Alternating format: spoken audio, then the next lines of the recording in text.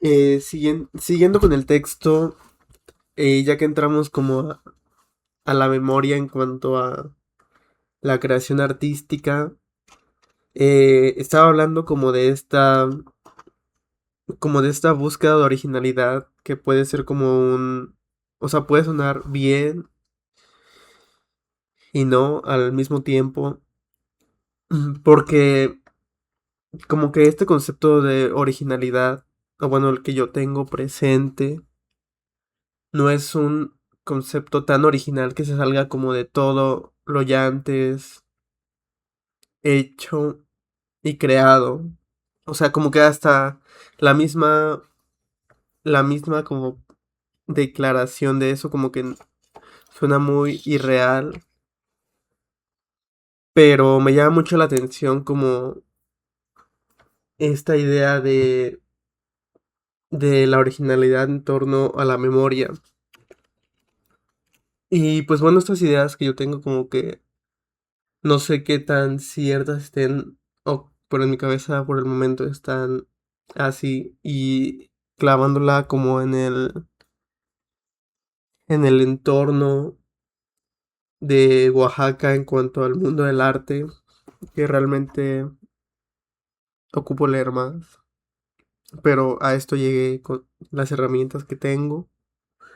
Eh, Me llama mucho la atención esto o sea, ¿cómo es posible o sea, en el mundo del arte en Oaxaca, no es que no haya cosas originales, simplemente em, el contexto hace como que se vuelva un estereotipo de arte oaxaqueño, o sea, como que el folclore oaxaqueño ya se quedó estancado y, y no hay como que una evolución. O sea, o sea, esto que está diciendo el texto acerca de que un arte que niegue a su pasado y a su contexto eh, es más original, que es una idea cuestionable. O sea, me llama mucho la atención cómo en Oaxaca es completamente lo contrario, porque la memoria de la creación en ciertos aspectos como del mundo del arte de Oaxaca es la que condiciona la creación misma. A lo que me estoy refiriendo es que es la idea completamente contraria a lo que dice esta cosa de negar el pasado. En Oaxaca se abraza completamente el pasado, pero como que lo permea para una dirección que no deja que evolucione. Eh, en esta parte como que estaba leyendo el texto de Cubo Blanco, de esta revista, acerca de Daniel Guzmán, y más que las obras que pues me gustan, me gustó más la crítica de Edgardo Aragón en cuanto a la ciudad de Oaxaca. Eh, o sea, como que está tan amarrado a un cierto contexto y ciertas técnicas como que se queda estancado. Pero realmente estas son las ideas que yo tengo como hasta el día de hoy. O sea, ir a ver este arte a ciertas galerías y como que son las mismas técnicas, son los mismos elementos visuales. Es como esto, es como esto de que se pinta un elefante como con los clásicos colores folclóricos y se vende como algo completamente oaxaqueño, cuando en Oaxaca no hay registro de que hayan existido elefantes. Pero cómo eso puede ser algo completamente oaxaqueño si desde el origen no fue así. O sea, como que ahí, como que esto me quedé pensando en cuanto a este texto. Aquí subrayé como que las preguntas ejes del texto son: ¿existe un modo para distinguir de antemano los buenos y malos usos del pasado? ¿Cómo definir los criterios que nos permiten hacer una buena selección? O tenemos que afirmar que tales cuestiones no pueden recibir una respuesta racional debiendo contentarnos con suspirar por la desaparición de una tradición colectiva que nos somete y que se encarga de seleccionar unos hechos y rechazar otros, y resignándonos por consiguiente a la infinita diversidad de los casos particulares. Para mí, estas son las preguntas que propone el texto como tal. Es como, o sea, que ni siquiera yo sé responderlas. O sea, como que ya después te habla como de ciertos tipos de memoria, pero me llaman mucho, o sea, estas preguntas son las que más resuenan en mi cabeza después de leer esto. Em, ya después como que habla de estos dos tipos de memoria, como de la memoria literal y la memoria ejemplar, que me llama mucho la atención como la memoria literal es que no se puede hablar de eso, o sea, no se puede hablar de un hecho histórico, como por ejemplo fue esto que hablaba como del holocausto de nazis. Es como de no, eso sucedió y cada cosa tuvo su, o sea, cada cosa, o sea, como que eso no se puede comparar con nada porque cada, o sea, fue un caso muy específico y no podemos casi ni hablar de eso. Y la memoria ejemplar es completamente distinta, que es como de, ok, esto sucedió, ¿qué vamos a sacar de esto? ¿Y cómo podemos compararlo para que no vuelva a suceder? Siento que eso para mí como que yo voy más por ese lado de cómo está, de cómo suceden las cosas, pero el problema de la memoria ejemplar es como que, lo digo un poquito más adelante, que que la memoria ejemplar, o sea, como que puede tenderse así como de, esto pasó, o sea, como que quitarle peso a ciertas cosas porque es como de, pasó esto, pero también en esta cierta parte del mundo pasó esto, así que tu caso ya no es especial y así pasa a veces, o sea, es como, eso es como que los juegos donde puede caer estas dos partes de la memoria literal y la memoria ejemplar, como la memoria literal es como un conservador que no quiere hablar absolutamente de nada y se cierra completamente. Y yo siento que el problema de la memoria ejemplar es menor porque es como de simplemente con darse cuenta que es como un ejercicio dialéctico, como esto pasó, esto no, esto, o sea, como de esto pasó, esto no debe pasar. Y como que llegamos a un punto en el que, ok, ya con estas comparaciones ya nos damos cuenta como que cómo debemos actuar o qué no debemos hacer. Y me encanta esta tabla como de cómo el sistema, aún teniendo estas dos formas de tratar a la memoria literal y ejemplar, eh, puede ser usada a su conveniencia la memoria. Por ejemplo, este de los verdugos del lado hitleriano son a favor de la comparación porque les sirve de justificación. O sea, es como de lo que decía, de que han pasado como muchos genocidios a lo largo de la historia y como que es como una manera de quitarse culpa teniendo a la memoria ejemplar de su lado. Después está el segundo, que es las víctimas del lado hitleriano están en contra de la comparación porque ven de ello una justificación.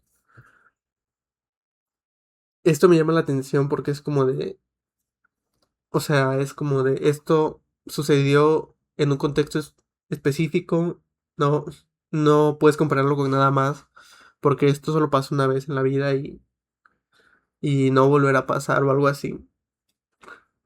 Eh, y por ejemplo, en los verdugos eh, del lado estalinista están en contra de la comparación porque ven en ella una acusación. Y por ejemplo, aquí lo entendí así como de que ellos están en contra de la comparación porque es como de, güey, ustedes son los peores que han existido en la historia, güey. Es como de que ustedes son los malos de toda la historia. Y como que se siente como. como señalados en cierto aspecto. Y por ejemplo, las víctimas del lado stalinista están a favor como de que, güey, esto no es algo que pasó específicamente aquí, güey. Y no es como que no podamos señalar a estas personas, sino es como, güey, esto pasó aquí, esto pasó aquí. O sea, el actuar de lo que estás haciendo está mal. Y es lo que yo entiendo como entre estas cosas como de la comparación y la memoria literal.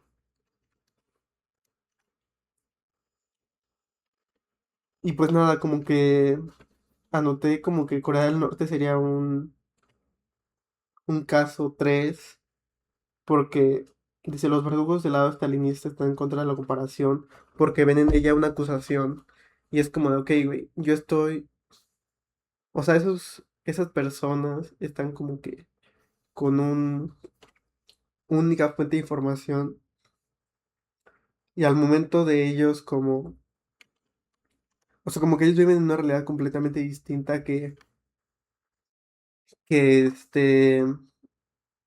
si se comparara con cómo funcionan los otros países del mundo, como que no les haría sentido el cómo, bajo qué régimen está sucediendo su país. Y por eso como que en mi mente Corea del Norte entraría en un caso 3. Y pues nada, como que anoté que la memoria ejemplar no se realiza para adquirir una superioridad moral, sino para como un tipo de crecimiento, es como de esto que sigue hablando el texto de, ok,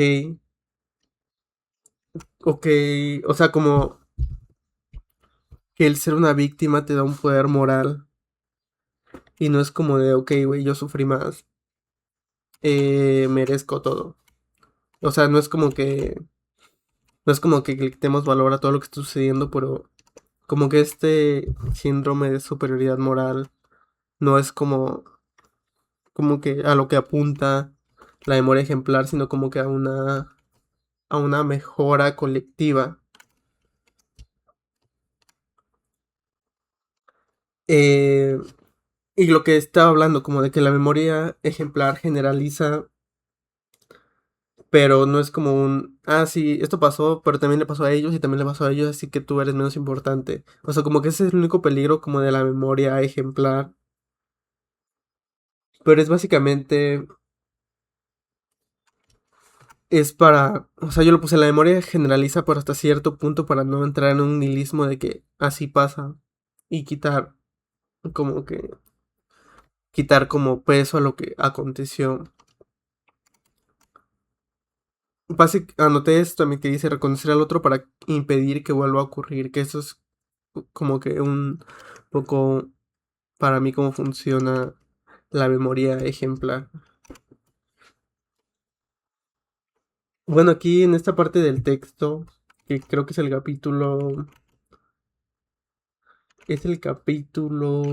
no, ni idea, está muy arriba. Pero bueno, me llama mucho la atención como que en esto de lo que retomando como al principio de lo que dije de que la historia la escriben los ganadores. O sea, el mismo hecho de crear la historia ya es un acto como selectivo, porque conectándolo con el concepto de realidad, no del 100% solo percibes tanto por ciento y escoges tanto por ciento y cuentas tanto por ciento. O sea, hasta la persona más completamente neutra sigue teniendo un sesgo en cuanto a lo que se va a plasmar en la historia. Y pues nada, como que me llamó la atención como que el título de la película de Bardo y que es básicamente, o sea, como que la historia es una falsa crónica de unas cuantas verdades. O sea, la película no tiene que ver otras cosas con eso, pero sí me encanta como definir a la historia como eso, la falsa crónica de unas cuantas verdades. Creo que se llama así, Bardo. Falsa crónica de unas cuantas verdades, sí, sí, se llama así. Y pues nada, siguiendo como que esta selectividad en cuanto a cómo contar una historia, aún la persona con mayor neutralidad posible tiene un sesgo personal y es como estos noticieros que se venden como neutrales,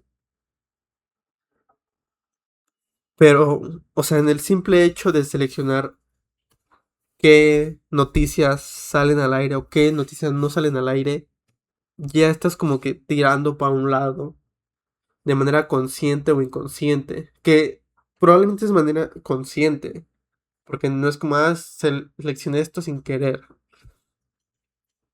pero pues bueno, como que también es como esta gente que es como neutra políticamente hablando, que para mí es imposible ser neutro en cuanto a tus ideologías. O sea, nadie tiene como que la habilidad como tan desarrollada como para ser completamente neutro. Em, Siguiendo con el capítulo en la página 33, me llama mucho la atención como que toma este como secuestro de la memoria como para, o sea, estamos pasando como por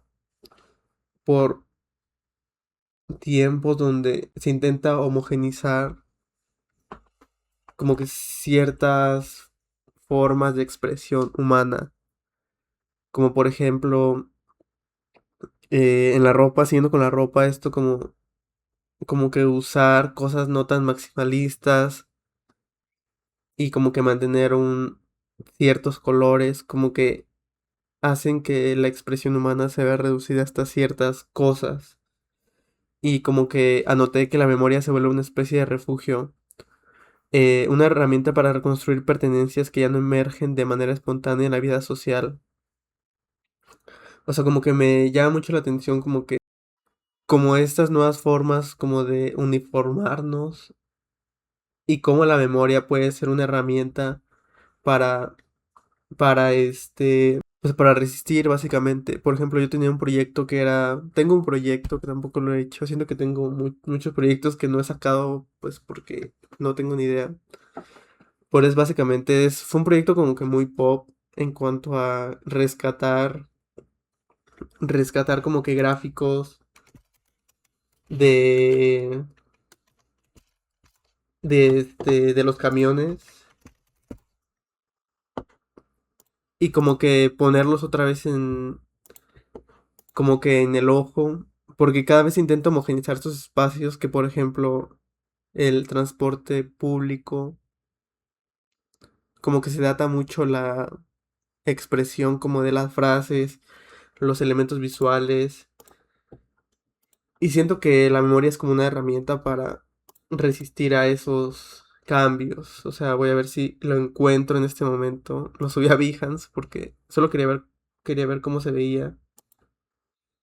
Y pues nada, creo que una vez se lo enseñé a ti y a Hamshin, pero ya no hice nada. Pues básicamente fue como agarrar los elementos y hacer como que composiciones que ya nunca hice. Tal vez los hago en un mural o algo así. Pero me gusta mucho cómo la memoria puede ser como esta herramienta en contra de la homogenización. Y pues me encanta, aunque tampoco nunca lo publiqué. Chance y luego lo sigo. Y para finalizar, me encanta este tema de que esta frase de conmemorar a las víctimas del pasado es gratificador, mientras que resulta incómodo ocuparse las de hoy en día. Y esta frase me voló la cabeza porque me recordó mucho a estos archivos que se desclasifican en Estados Unidos como 30, 40 años después, porque como que ya las víctimas probablemente ya pues, estén muertas o ya no tengan el mismo impacto lo que sucede hoy que lo que sucede hace 30 años. Ya la sociedad cambió y aunque se busca hacer alguna justicia, eh, como que ya no tiene el mismo impacto y como que se me hace muy inteligente en cuanto en cuanto a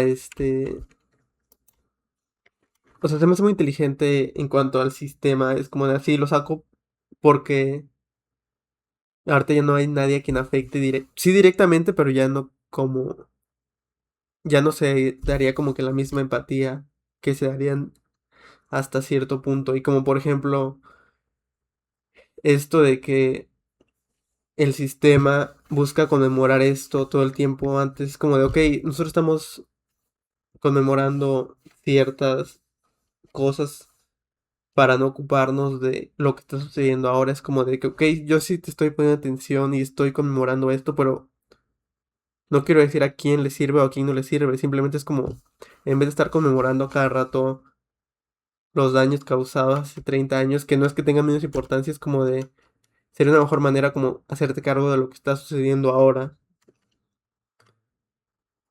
Y bueno, siguiendo con estos temas de que la condición de víctima puede volverse una posición de poder, yo planteé la pregunta que no me acuerdo realmente cuál fue la respuesta, o si había una respuesta siquiera, pero esto me planteó la pregunta de cuál es el resultado de que el sufrimiento se vuelva un capital moral. No lo he contestado, pero esa es la pregunta como que detonó ese texto. Y pues nada, como que no fue tanto un resumen este video, pero estas son como que las ideas que me detonó el texto, que yo siento que son un poquito más valiosas que resumirlo tal cual es. Y pues nada, esta es la primera lectura que hice que me aventé todas las lecturas porque creí que, o sea, bueno, antes de leer, antes de leer bien las instrucciones del ejercicio, creí que tenía que leer todo. Bueno, aunque este tema especialmente sí me lo quería leer todo, pero me lo aventé también porque creí que se ocupaba leer todo, pero pues nada, de que esas son como mis impresiones de ese texto y probablemente seguiré buscando textos parecidos como para seguir con el proyecto que te digo de los teléfonos. Y pues creo que dividiré este video en dos partes porque pues es bastante y no quería como que darles nada más 20 minutos a este texto, como quería partirlo en dos. Pues nada, chido.